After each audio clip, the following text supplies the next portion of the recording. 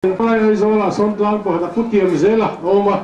tiam zela tan mo chon tiang hi ka na pinga tiam zu zu chi kan ni lo ni ti he zoram bi pui ta min se saksila ka zo ni Hnahthial bial mi pui ta Hnahthial District Demand Committee te tiam zelan atiam chiwa ma san na thai hil zela ben har angaya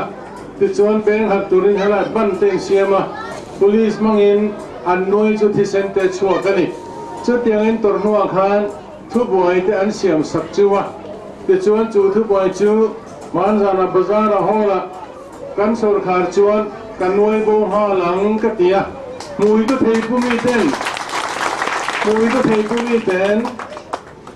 voina chuan district kan noi bo ngati tin an soi te hi pul pi da ding be thin pathian minglam chen tan dot soi hi apoi khopa dot soi hi pathian na hoi le mani bible hena du lo ja hun kam taka achuang chu wangin pathian minglam thin te le pul pi ding le thin te chuan dot soi lo turani ti zoram christian te ne hrang chu tiang chu ania chu wangin Hnahthial district hi engangin ka en kol don ti voi kam taka soi to voi na hian kan long pui rual chuin district khakim lo piang phu ke pakhat ma nei lo in ne ni hei in mo sitna niam ti ka ngaihtuah hial ani chu wangin hei hi district pui thleng phu ke nei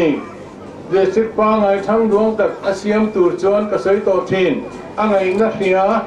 experience nei district pui tling thatak tak khakim a pian tir phu ke kimeng kim bo sak chu tiang experience nei chu Hnahthial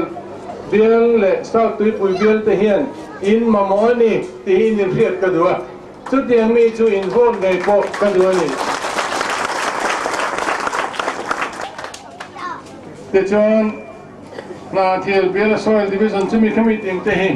district in nei dona changklung sok in kan siam dona MNF district pe kang mai nelo district tak in nei dona ni ti ka tiam du chu